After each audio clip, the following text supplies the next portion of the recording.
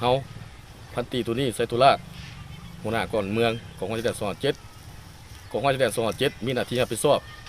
ทางชายแดนตะวันออกที่มีชายแดนติดกับของห้อยชายแดน252ติดกับสสเวียดนามก็คือกองห้อยชายแดน557แขวงเออ้านระยะรับผิดชอบถือว่า58กิโลระยะผ่านมากองห้อยชายแดน257พวกเฮามีสติตื่นตัวมีความรับผิดชอบสูงต่อหน้าที่เวียกงานที่กระเทิงมอบหมายและเฮ็ดให้ขอบเขตชายแดนมีความสงบปลอดภัย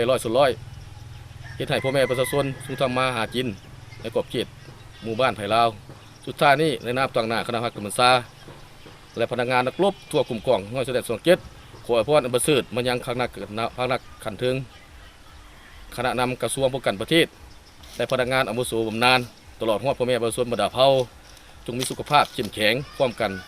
สร้างสาพัฒนาประเทศชาติให้มีความเจริญรุ่งเรืองศรีวิไลพิเศษอวยพรให้วันสร้างตั้งกองทัพประชาชนลาวครบรอบ77 ปีจงก้าวเดินและเป็นกองทัพที่ทันสมัยมีแบบแผนทันสมัยขึ้นอย่างบ่หยุดยั้งขอขอบใจ